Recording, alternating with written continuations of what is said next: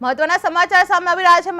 મહેસાણાના કડી શહેરમાં 13 વર્ષથી સગીર દીકરી ગુમ થતા ચકચાર મચી ગઈ છે। જે ગાંચી ફાતિમા નામની દીકરી ગુમ થઈ જતા પરિવારે તરત જ ગુજરાત પોલીસને જાણ કરવામાં આવી હતી। જાણ થતાં જ કડી પોલીસ અને એલસીબીની ટીમ એક્શન મોડમાં આવી દીકરીની શોધખોળ હાથ ધરવામાં આવી હતી। જે ગણતરીના કલાકોમાં જ પોલીસે સગીર દીકરીને સલામત રીતે શોધી પરિવારને સોંપતા પરિવારમાં ખુશીનો માહોલ સર્જાયો હતો। જે આ કામગીરી બદલ લોકો દ્વારા મહેસાણા પોલીસ જિંદાબાદના નારા લગાવી પોલીસનો આભાર વ્યક્ત કરવામાં આવ્યો હતો। જે કડીમાં ગુમ સગીર દીકરી મળી આવી હતી, જે પોલીસે કલાકોમાં શોધી કાઢી હતી। જે પરિવારે પોલીસનો આભાર માન્યો હતો। જે મહેસાણા પોલીસ જિંદાબાદના નારા લગાવવામાં આવ્યા હતા। જે એલસીબી ટીમે આ કાર્યવાહી ઝડપી કરવામાં આવી હતી। જે ગણતરીના કલાકોમાં જ પોલીસે સગીર દીકરીને સલામત રીતે શોધી પરિવારને સોંપતા પરિવારમાં ખુશીનો માહોલ જોવા મળી રહ્યો હતો। જે આ કામગીરી બદલ લોકો દ્વારા મહેસાણા પોલીસ જિંદાબાદના નારા લગાવી પોલીસનો આભાર વ્યક્ત કરવામાં આવ્યો હતો। જે કડીમાં ગુમ સગીર